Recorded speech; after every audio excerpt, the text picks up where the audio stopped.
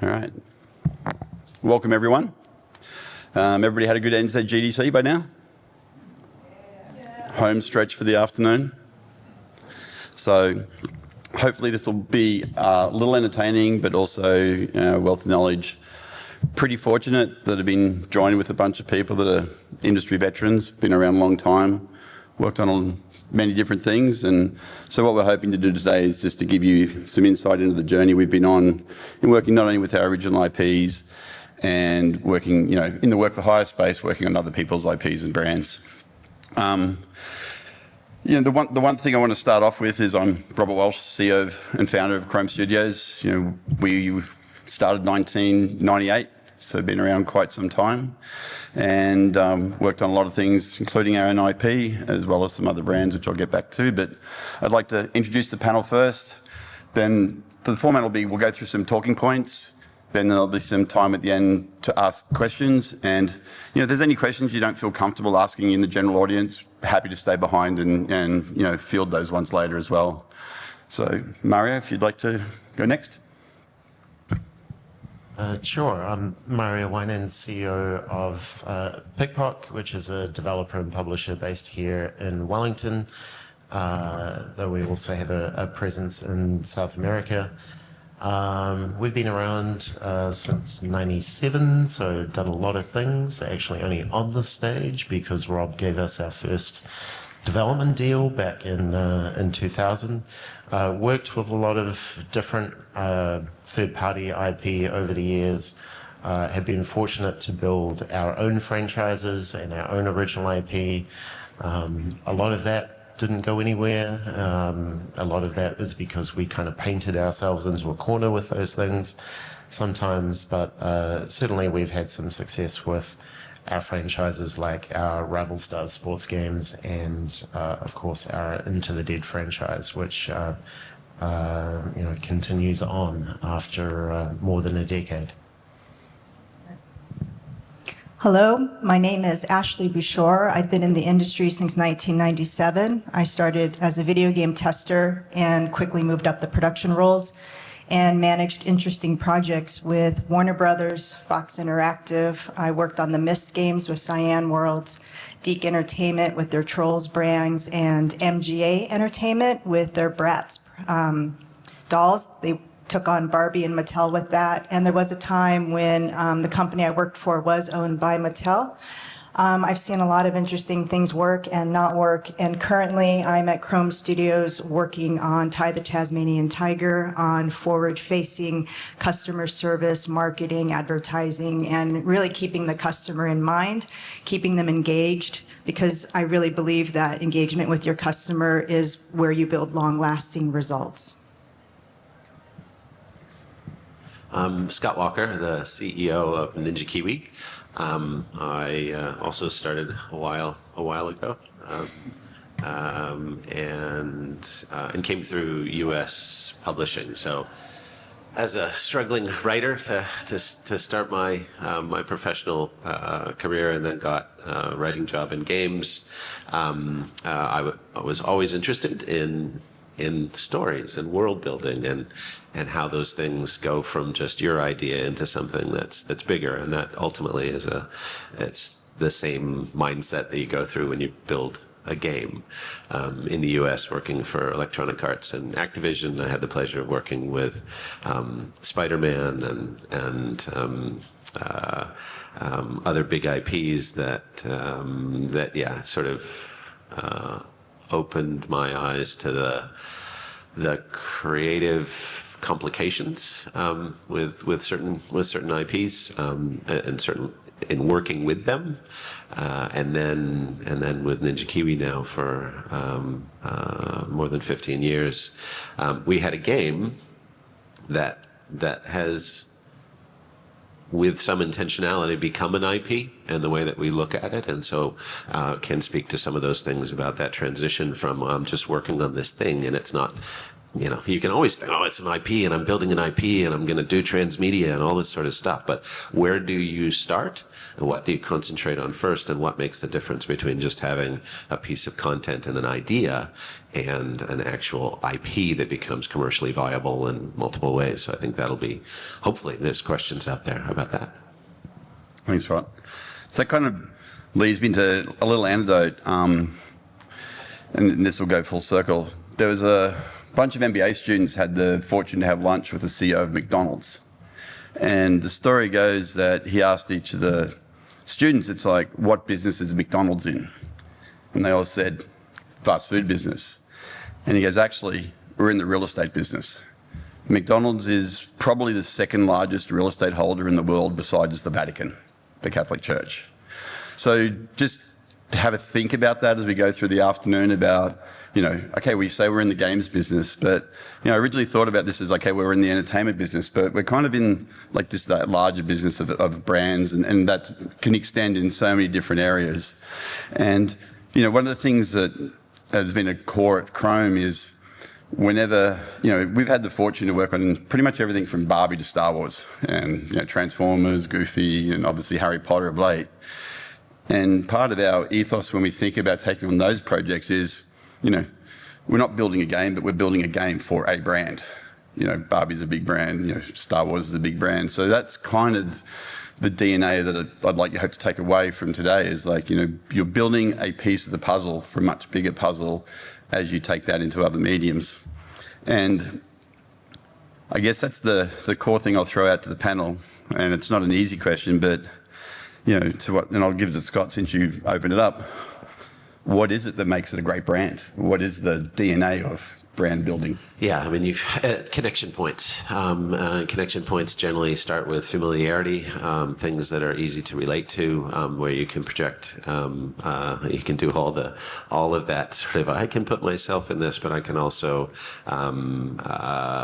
relate to things, or sometimes excuse myself because I see those things going on in other ways. So mainly that's characters, right? It does, and that's where it's like, okay, when you're talking about organics versus inorganics in your design and that kind of stuff, people are incredibly narcissistic, and they like to see themselves, and they like to see reflections or variations of themselves. Sometimes they want to see their better selves, their more beautiful selves, or their stronger selves, or any of that kind of stuff. And that's superhero games, and that's dress-up games, and that's that kind of stuff. So the things that you need to think about from an IP, I think, are really what are the feelings that are coming, what are the connection points, how does this relate to real humans, and again, not generalize an audience, to understand that, okay, there's ages and stages out there, there's all sorts of identities out there, and how can different people, and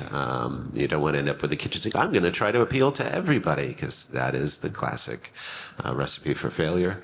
So understanding who you're most trying to appeal to, but then understand what would be the outlying circles of that audience. But start with the human aspect. We're in the business of entertaining humans, and so it is characters, it is narrative elements that those characters, that are meaningful to those characters in a way that then maps onto what real people want to be thinking about and would be helpful for them to be thinking about. And that's always in the context of the world that we live in and the cultural currents that are going through. So there's a lot of divisiveness and worry, and we've gone from being afraid of World War to to afraid of aliens, and now we're afraid of AI. So it's like all of those kinds of things, or those kinds of story elements, and developing characters and story points along those ways will give you a leg, because you've got to start somewhere.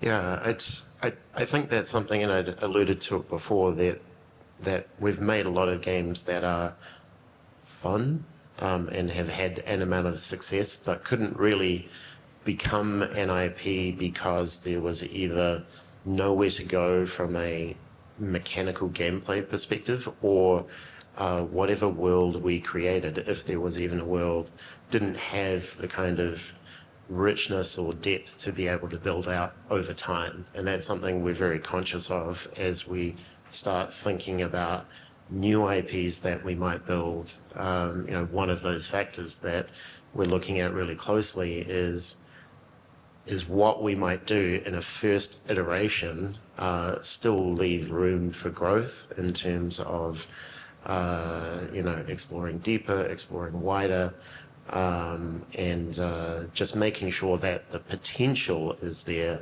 for something to turn into an IP or a franchise over time.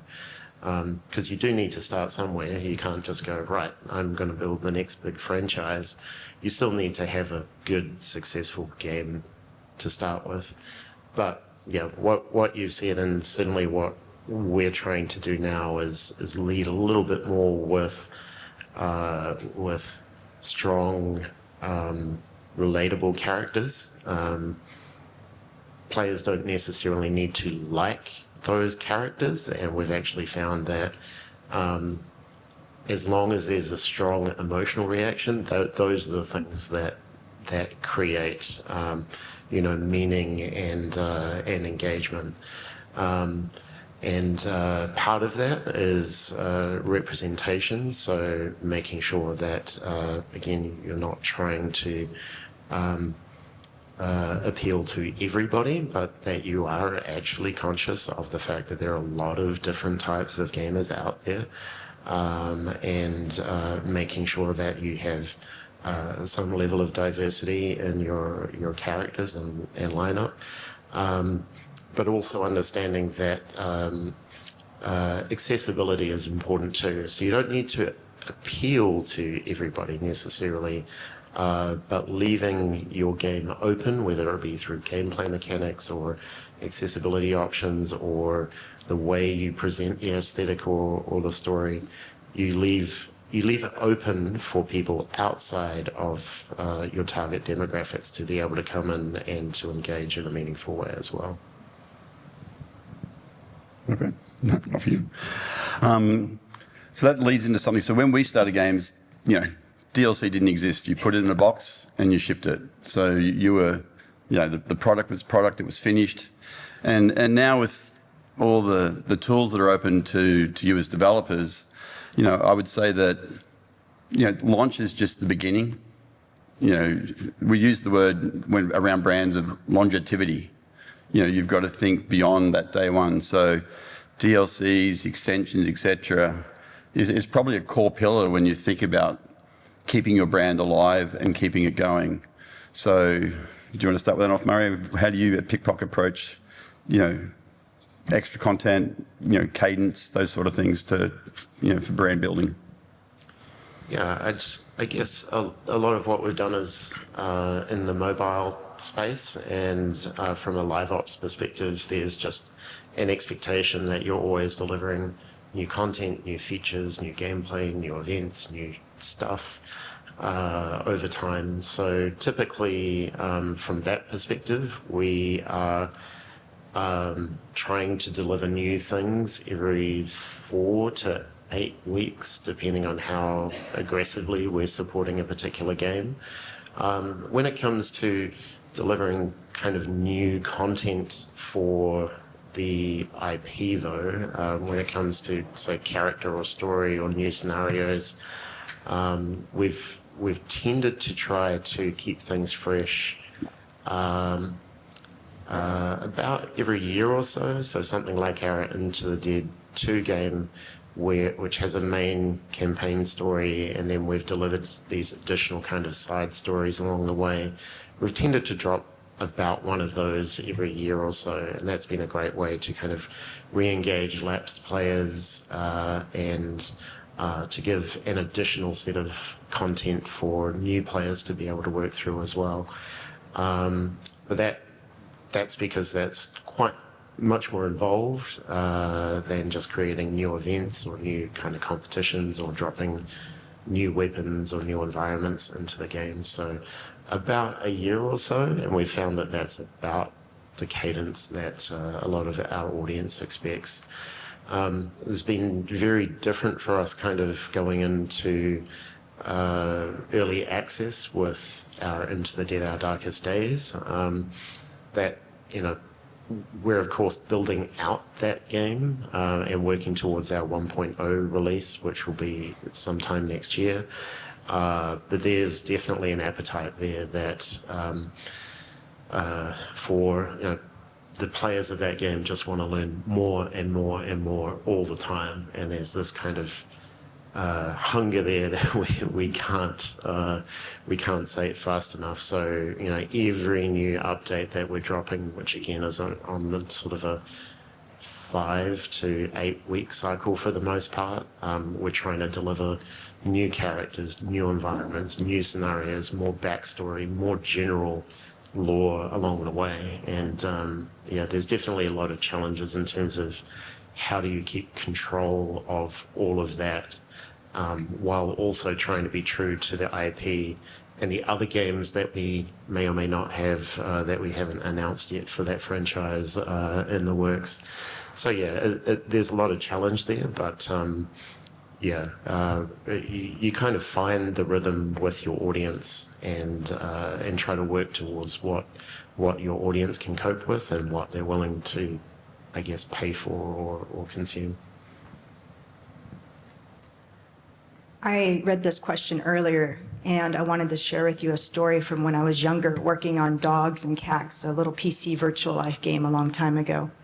And I thought it was very clever what they did with rolling out new content 20 years ago. They were always making new toys or new breeds of dogs and cats or environments. And they would roll that out to their fan base as like early access. And without anyone realizing it, they were using them as beta testers. And then what they would do is they would roll that up into the next version of the product and release it with a few more toys. And I thought that was a very safe way to be not only engaging with your audience and keeping them interested in that cadence like you were talking about, but from a business perspective, you weren't taking a huge risk. And so I thought that was really good and smart what they did.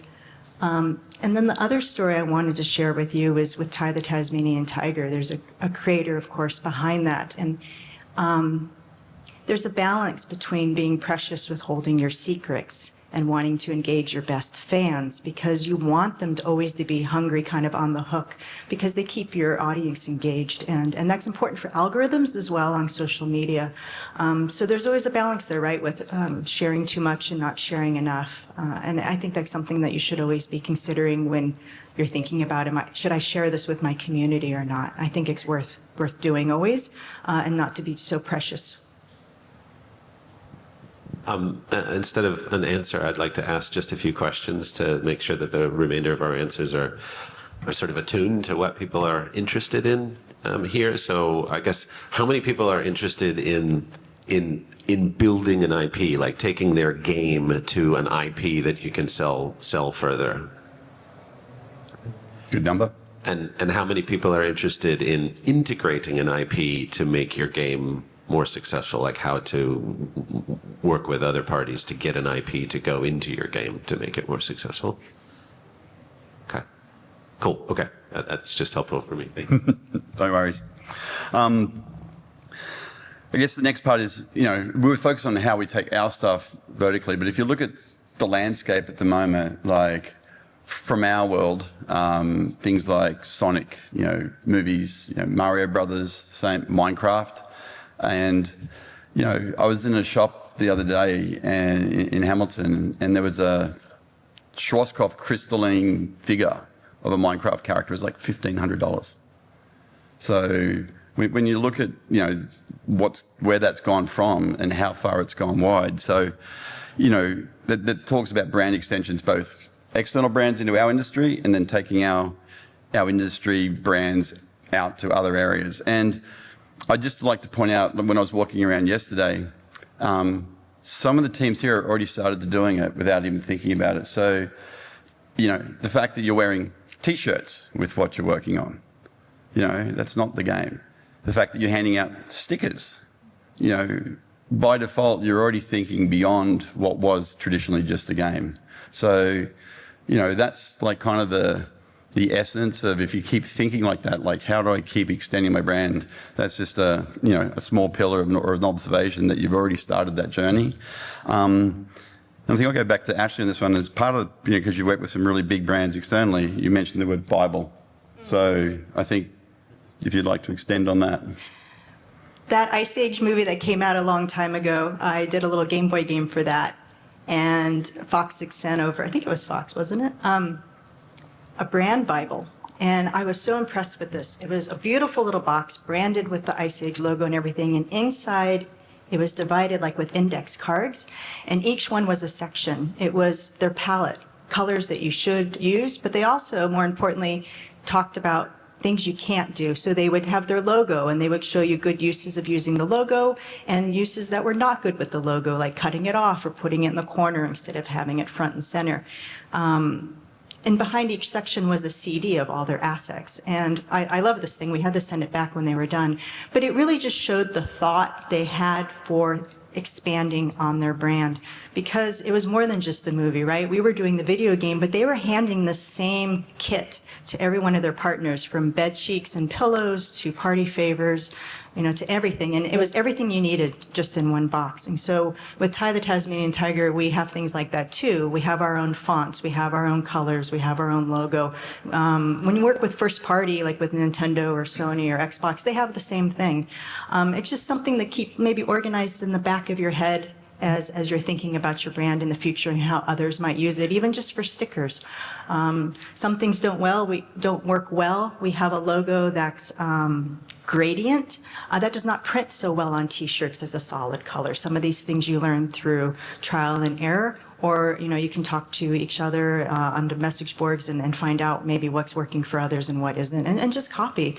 The other thing I just wanted to say about merchandising and things like that is stickers, flat pack, sometimes that's just a lot easier and cheaper than going hardcore 3D and expensive right from the get-go, especially now in this world with tariffs and things like that. It can get really complicated with taxes and keeping things simple. Just keep it simple to start out. Given your background, Scott. Yeah, no, I mean, I just love, and again, the hands around the room was really helpful. So I'll focus this more on the building a game into an IP. Beware the siren song. So I guess question your own motivations about why you raised your hand and why you think that's going to be a good thing for your business or for your game, and whether that's the right next step or where that fits into your plan, because it's both very difficult and it takes focus and attention and resources. So you need to make sure that you've got your center of gravity so strong and so powerful that you can grow from there. That's sort of the bad metaphor, because the center of gravity attracts things to grow. But anyway, you know what I mean. Basically, that's your central sphere, and then you can build your peripheral sphere. So make sure your game is as great as possible, and your community is awesome, and your team is happy, and your content plan is fantastic. Make sure all that stuff is rock solid, and then stumble your way into the next thing. Take every opportunity, a weird cold call. Talk to people around. So we'll talk like anyway. So Savannah, our head of CM in Auckland, took a cold call from Makeship, and we had tried plushies like 10 years ago, and it was a complete disaster. Now it's like we sold like 6. No, I mean, it wasn't that bad. We sold 7. But it was terrible. And it was this slick guy from New York, and he was going to do all this stuff. He was great. He was a really great guy. He just couldn't sell toys to save his life. So we learned with this sort of direct, and there was inventory issues and all that kind of stuff. So there's a whole bunch of technical, legal, distribution-related things that are tough if you're doing anything at scale. Don't do that off the bat. Go with on-demand, sort of instant-sourced options where you don't have to have inventory risk. You're giving a fair bit of your margin over to somebody else, but it's absolutely worth it, because it's less time, and then everything you get back is profit. So even if that's only, whatever, 15 to 30% of the sale, that's still just money that you didn't have before. And it's getting your item out there into the public, and it's getting somebody else who's also doing a little bit of the work of promoting your IP in a different medium to potentially different people. And that's ultimately what we want to do. We want to get to new players with new audiences. Mainly, you're going to be directing your community and players to those things so that they can buy them, but just by being on those storefronts. So make ship, just write that down, make ship. So they are an on-demand, limited range, but limited time only. So in terms of a brand that's just building, there's a lot of totally new indie brands out there that kind of nobody knows about, but collectors like that stuff. Collectors are also making a bet. Maybe your game will be huge, and then they'll have one of those 3,000 first run units, and they'll be able to sell them on eBay for tens of thousands of dollars. That's fine. That's their motivation. That's fine. Let that happen. We also work with Printful and Shopify. They do all of our T-shirt designs. We've been able to take a lot of our game art, put them on with again work. It has to be the right colors, right backgrounds, right sizes. So it takes work, but our team's had some fun with that. I've got some of KL's best shirts. And so, yeah, look for ways that there are nice synergies with that. So I think the team's involvement is super important. You may be a team of one, so ask yourself, do I want to spend some time designing a T-shirt? Anyway, look for those things that are low friction, low cost, zero inventory risk, and accept that reduced margin, so basically you have somebody else to work alongside. Yeah, I would definitely agree. Print on demand or digital materials as well, I think, is definitely the way to go for the most part. Especially from our perspective, we've tried a lot of different things and had, I guess, very mixed results over the years. Part of how we approach looking at merchandise and those opportunities is not necessarily considering them as large revenue opportunities, but opportunities to create super fans out of your fans by giving them more tangible things from your game for them to collect and speak to and be proud to wear around or show people, whatever it might be. So, we have taken the opportunity, for example, with our game Shatter, which had a very well-liked soundtrack and did reasonably well with distributing that music digitally, and we made an amount of money from that. The game made a lot more, but the digital sales of that music did okay. We did a vinyl release of that, and we limited it to 1,000 vinyls, and that pretty much sold out. And we still have people, 15 years later, approaching us trying to get a copy of that, but we know we don't want to do a second run because we will not sell another 1,000 copies of that vinyl release. So yeah, definitely I think manufacture on demand is the way that we would go. I think one of the things, getting back to what Ashley was talking about in terms of brand guidelines, that's certainly something that has been super helpful for us with Into the Dead to keep that franchise cohesive, to keep the storylines cohesive, the themes, and even though we've been taking that game across platforms into very different experiences, there's an amazing consistency that we've been able to have, and there are very few kind of contradictions or things that we've had to kind of retcon along the way.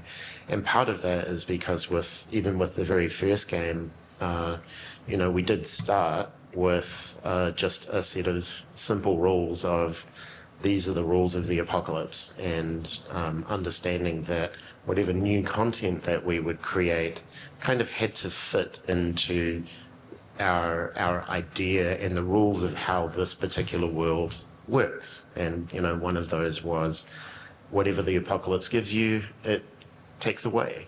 So, and that's a reference kind of to, you know, every character is vulnerable, and in any character that you can meet, or any, you know, companion, pet companion, you need to be prepared to potentially lose that person or that companion in the future. We've kind of carried that sense of vulnerability right through that franchise, and that, you know, that's been one of the things that has really resonated with people. You know, we don't have plot armor in the same way that a lot of other franchises do, and that, you know, one-page list of original rules of the apocalypse is now a 300-page lore document, which we've now had to use other tools. It's so big, you know, understanding and wrapping your head around it. And but even then, it's been interesting. We had this week, there was a fan on our Discord who dropped a little bit of lore and said, "Oh, maybe they'll be exploring this part." And I was like, I don't know if we've got that in our lore document. And it was like they were referencing something that we had dropped in a throwaway social post, you know, 5 years earlier. And so I had to go back to that source material and be like, oh, we better get this into the lore document because now it's official. So yeah, that's been really important in building out kind of the brand guidelines to make sure that there's that consistency there. And that's important too, as we're starting to do more things in the physical space, and we have a very weird merchandising collaboration with a couple of our IPs that I think will get announced maybe at Armageddon next month. And you know, it was really important to make sure that the vendor that we're working with is actually showing the brand in the best light, actually, you know, taking the essence of what the IP is and turning it into this thing in a way that connected back rather than being just in the name. There's more consistency with how we like to present that game and that brand as well. So you don't have to start with this big brand guide and lore document, but make sure, you know, as you think about those things and, oh, this is how the system of government works, or these are how these characters might want to go over the long term, even if that's not consumer facing, because about 150 pages of that lore document hasn't been exposed to consumers yet. You know, write it down and make sure that you're kind of documenting that so you can build on that in the future. I'll change the cadence a little bit. So extending on that, the one thing is, you know, when you think of some of the shows around licensing, like, you know, Toy Fair New York, etc., it is a huge business in its own right. So as much as, and Mario have done talks over the years that making games, although it's fun, it's still a business. So to Scott's point, when you're thinking about licensing, where you're going with, it's about partnerships, right? If you are going to it's not, to Scott's point, don't take the first person that knocks on your door.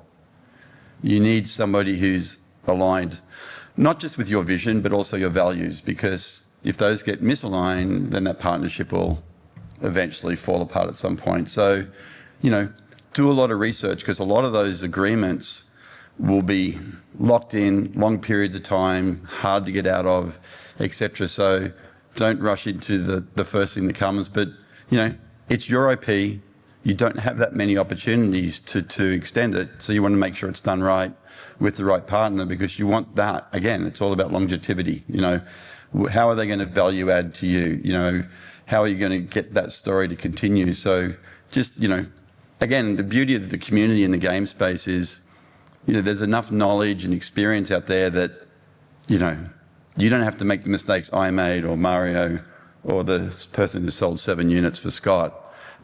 ask questions. If you've been approached by somebody or you're thinking, just pick up the phone. We're all pretty approachable, and or look at somebody who's done something and you go, I really wish I could follow that path, and just ask them the question. So, yeah, it's a much bigger world out there when it comes to doing those sort of things. So you don't have to do it alone. So that's where I'll just go onto it. And the other side of things is, like on the business side of things, you got to make sure that sort of thing is buttoned down a little bit as well. We touched on a little bit across the three. When we started, there wasn't really the community aspect of fans out there. It was, you'd have a $2 million spend and it would be your print media and there'd be all these marketing. And now we have the beauty of this whole new world where early access, I guess the way I'm trying to point it here is, your greatest fans are your ambassadors for your brand. Early engagement, to what Ashley was saying, ask them what they're looking for. And, amongst the group here, they've done a really good job. I think a really good example of that was, the Kiwi story of Dredge. Great access, engage their community, a very successful title. So, Scott, you want to kick us off on community engagement and building great fans? Yeah, happy to. And also, I think, also important, I was listening to both of your excellent points, all three of your excellent points. And I do feel like we do need to do some expectation setting as well. We have to recognize that you're hearing from people that are related to three companies, all of which are 20 plus years old, where we've spent a lot of time doing this, building brands over years and years and years, and we're still talking about how to do it. None of us have a huge successful case of a big merchandising. So Ninja Kiwis, just to put some numbers out there. So Bloons had the great fortune of having an early successful Flash title that had that had billions of plays on browser, has built that into BTD'5 and BTD'6 that have been top chart paid charts on the App Store and the Google Play Store for 14 years between the two games. BTD'5 and BTD'6 have been in those top charts. Have we made a movie yet? Do we have a toy line that's in Walmart and Target around the world? No, we don't. We're working on those things. Our combined merchandise revenue is around, it's just shy of 250,000 New Zealand dollars each year, which is a healthy number, but it's not changing our business. We have been working on linear deals. We want to see monkeys and balloons on TV, right? And webisodics. So we've been working on that for 3 or 4 years. And talking to these great partners who we have great relationships with about an IP that's super family friendly and could go broadly. And we're still talking. There's nothing happening. We've made one little 3D animated trailer. We're starting to build more materials. We're understanding that process, but that is a process of years worth of time and easily tens, more likely hundreds, probably into the millions of dollars of total investment to be able to get something like that off the ground. So again, as I say, expectation setting and just pay attention to who you're listening to. And maybe we suck at it, and that's why we haven't been able to do it well. So maybe we're not the right people to be listening to. I don't know. Anyway, I say that for myself. These people are geniuses. I have clearly no idea how to do any of this. But we're having fun with it, and that's what I'd like to do with all of this. So it's like, as long as it is having fun, meeting some goals for your team, aligning with your core business focus. It's still what I'm saying here. It's basically make your game and make it great, and a lot of this will come. Field of Dreams and all that. But in terms of community, this is one of the best things that you can do with it. So you can engage to the degree that you're able to, and maybe this is a way that you incentivize if you don't have a game that's been able to connect with content creators to create videos or streaming or moments that you can reach new players and because that's part of your journey is you do need to, so then you need to hit conferences, you need to get the news, you need to be using your Steam page as strongly as possible. It's really hard to get visibility to a mobile only game unless you're really working with publications and Discord channels where new stuff gets surfaced. So you have to hit all of those angles. Once you have content creators, you've been so fortunate, then the things that we're talking about get really exciting. And it's the cheap stuff that almost works. Digital codes, stickers, free access to things, backgrounds and wallpapers and sounds, those kinds of things, as long as you can package them in some way, then content creators can give them out to what's hopefully a burgeoning audience. They're trying to build a channel, you're trying to build a game and an IP. Those things work together. And if you can get people in that loop, a lot of the things that we've been talking about will be ammunition for that community. And it helps it grow at the same time that your game is growing. They work together. So community, I think you can hear by my accent, I am not Australian, but I work for an Australian company and I represent an Australian brand, but you wouldn't know that on social media because the game is Australian. I understand that I need to sound Australian on our social media. So every time I respond to a comment, it starts with good day and it ends with cheers. I tend to put in little Aussie slang and whatnot when I can, because it's reliving that world of Australia that is the Tasmanian tiger. And I know that our core audience is in the US. And so I'm always trying to keep that community engaged. And I hear back from them. One of my favorite stories is there's a group of coal miners in Kentucky, and there's like 12 of them. And they tell me that they love to use the Australian slang that they learned from the game on their mics to each other when they're digging coal. They're like, you ripper. And they tell me this, and they have no idea I'm not Australian. But there's community there, there's stories. And those simple things of liking somebody's comment, they see that. And it reminds them of you, and it's a good feeling, right? And then they start associating all those good feelings with your brand. On our YouTube channel, even if I don't always write back, I try and just like a comment. And one thing I try not to do is like a comment that's maybe spreading a rumor or something that's not true. I don't want to reinforce that. But maybe on the side, I'll send them a direct message and say, hey, I really appreciate your comment, but that's not quite true. So those are really simple things anybody can do with community engagement. When I was at Ubisoft, I was there for maybe 15 years. They had a dedicated person for community management. But all the things I just shared with you, you don't have to, build your own forums. It takes a lot of time. It takes resources to have a person's salary that you may not have. But I think I shared with you some little things that you can do to keep your community engaged. Yeah, I think building community, to your point, it can take a lot of time. It doesn't need to be expensive, but to kind of curate that and actually give that community access to yourself or the development team, or feel like they're speaking to people who are involved with the game.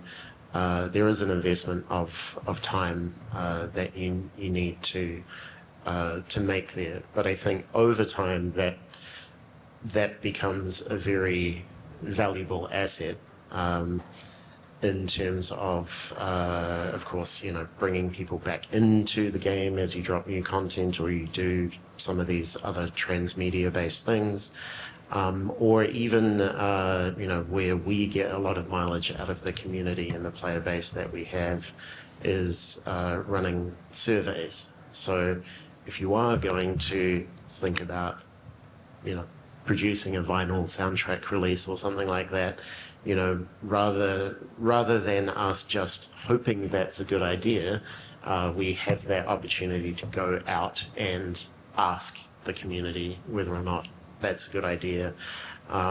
Even then, you have to, see things with a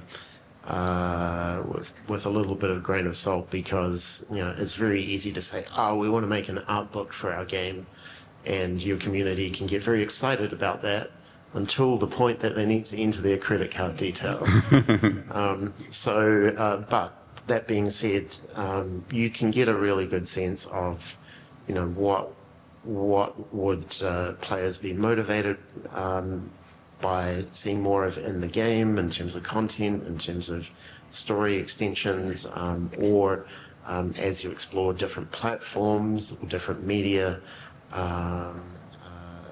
getting a sense for what might be commercially viable or at least break even. Again, we do a lot of things which are not necessarily designed to make money, but if we can break even to create more super vans, that might be something that we want to do. So yeah, for us, community, we spend a lot of money and time kind of cultivating the communities for our different games and franchises, because it was worth it in the end. Yeah. So the takeaway there is, remember, the community is your audience, the audience is your consumer.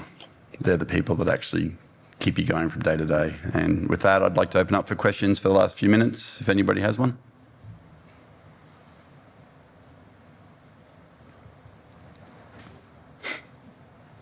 It is lunch next, so if we can stay behind a little bit. Hi, my name is Sarah.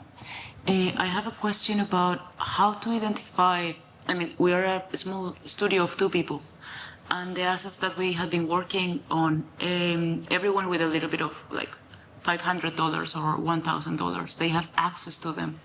So we would like to know how to identify those assets that maybe the community would like to have connect the most to make them unique, to can build like that brand and those toys or stickers on them. That's my question.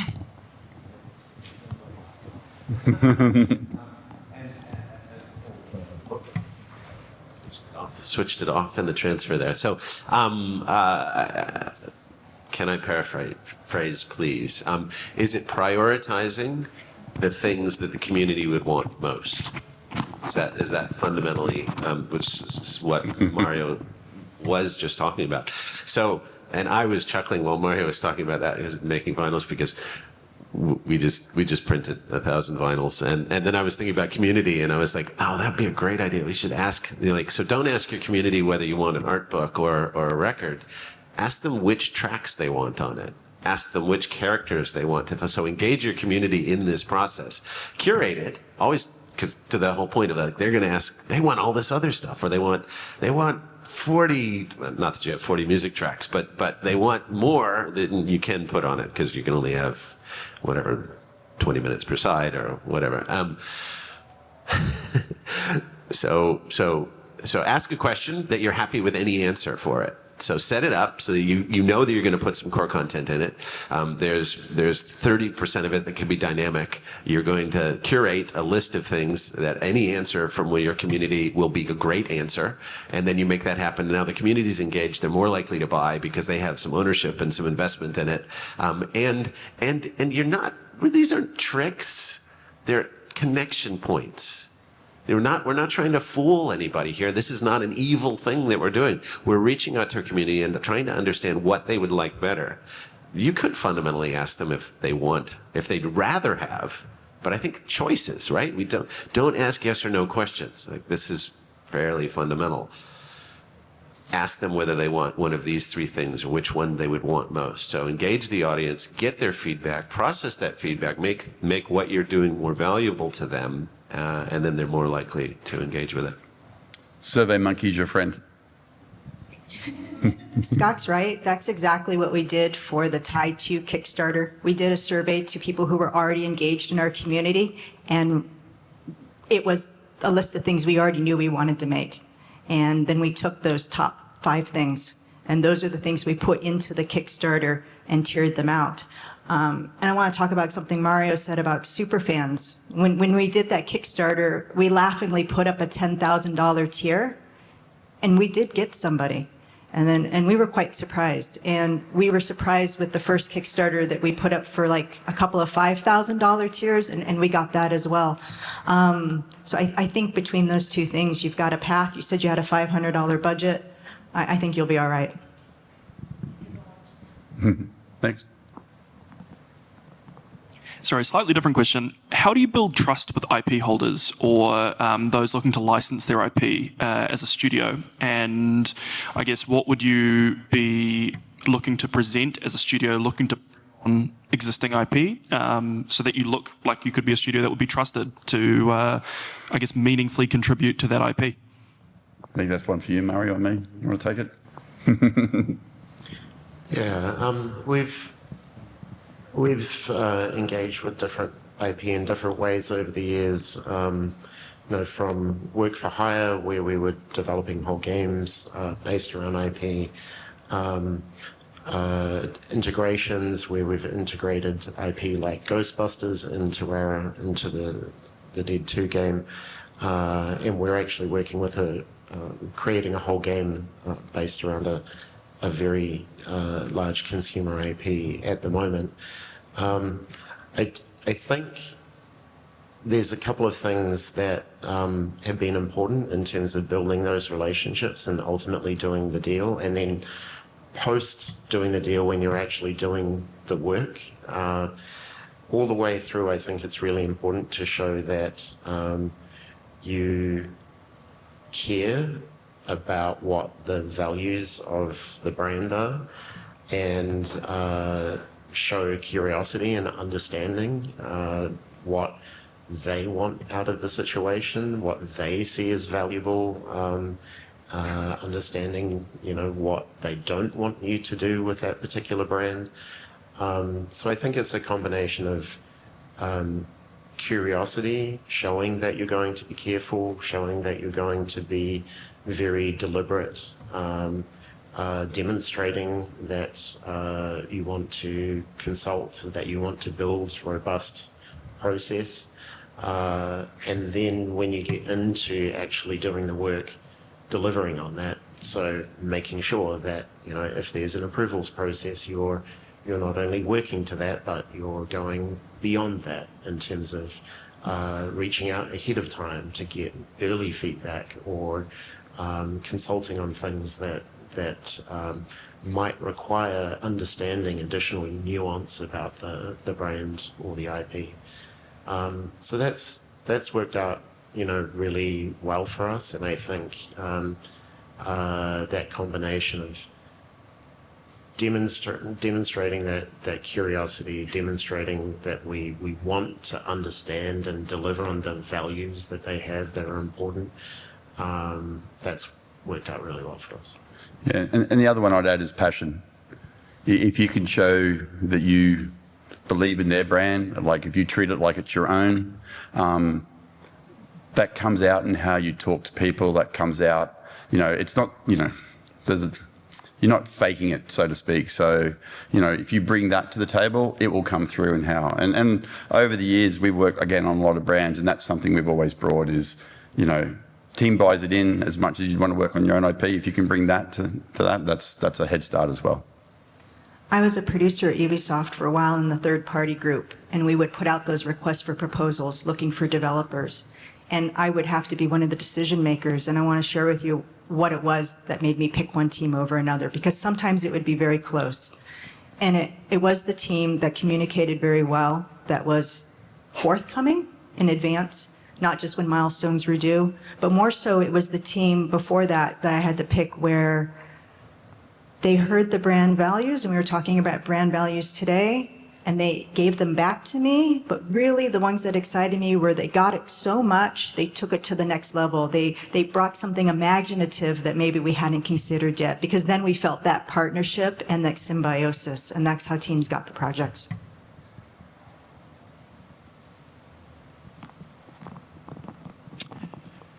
Hello.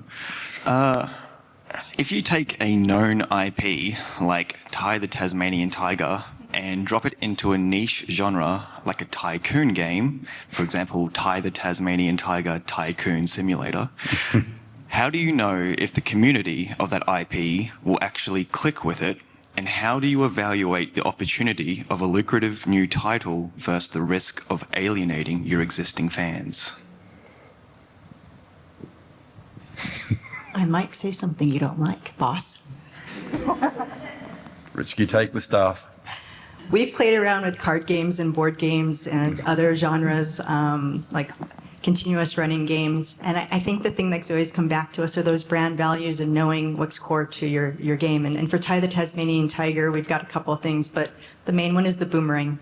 And the boomerang gameplay needs to feature prominently, and otherwise it doesn't quite feel right. So I think that's the answer to your question is it has to meet those values that you've already established that you know are core to your product. So And- I don't know if it would work or not. I can tell you the reasons why we didn't do some of the other ones. We did spend a lot of money prototyping. Yeah, that's true. But sorry. You have to be ready for that to fail. Yeah. That's the fundamental thing. You have to be ready for it to basically not make any of that money back.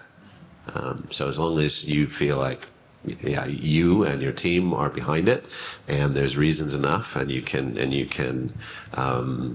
think about your opportunity cost on that game versus another game versus just taking all that effort and putting it into your core game.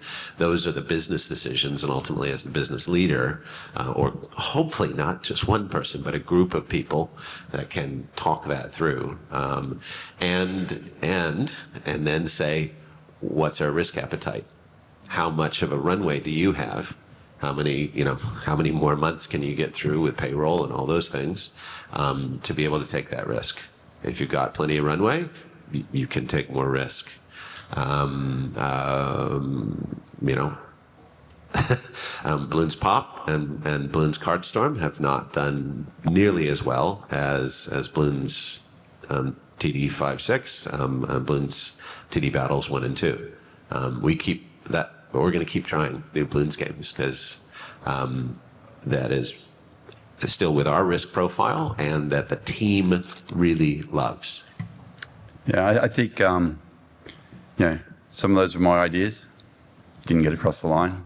I'm willing to accept that. It's to Scott's point, experiment, but experiment in a box because the box can start growing.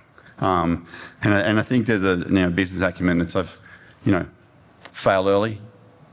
When it's not going to work, there's a point where it's like stop, keep going, because again, that's a resource, right? It's a resource for your studio, it's a resource for your time, it's a creative resource, and that may be detracting from something that you should be doing that will pay off more in another space. So, for sure, give it a go, because that's how we all got in this room. But yeah, have some parameters around it. I think I'll just add one. We've thought a lot about different types of Into the Dead games that we could make, and there's been a lot of internal pitches taking the games into different genres and platforms, and I think so far we've been successful with what we've been doing, and we're working on some very interesting things at the moment. But there's a lot of things we've been able to discount fairly early, whether that be through, again, testing with the audience and actually asking questions about what genres they play or what platforms they have access to and play on. But the other thing is understanding what makes your game or your IP compelling and whether it can make the leap from one genre into another genre, or from a mobile format into a console kind of big screen couch format. And so for something like Into the Dead, where the core of that IP is the sense of vulnerability mixed with the moments of power and the very personal kind of grounded stories along the way, there are certain types of genres and formats that support that kind of storytelling and that kind of roller coaster of narrative and gameplay. And then there are genres that aren't supportive of that. So it's probably not going to be an Into the Dead tycoon game, or even an Into the Dead tower defense game. Like, we could make one, and maybe that brand, would give us some additional juice in terms of some initial downloads or whatever that might be. But ultimately, you're losing so much of what fans like about that IP in making that jump. Then, to your point, are we actually just disappointing people and making them more skeptical about the next thing that we do? So I think when you're looking at genre extensions or spin-offs or whatever it might be, really try to understand what fans like about it, and can you carry a critical mass of that core from the game that's done well into whatever this new thing might be. Awesome. Well, I'd just like to close firstly by thanking Scott, Ashley, and Mario for giving some insights in the time they've spent in this. And, more importantly, I'd like to thank you all for taking time out of your day to come along and listen to us. I hope you learnt some things. And I really hope in the years ahead that some of you can stand up here and, follow this journey and tell us how successful you were in taking what you're doing now and taking it into those other realms. And I would hope nothing better for the industry if, that happens for all of you. So good luck, have a fun afternoon, and again, thank you for your time.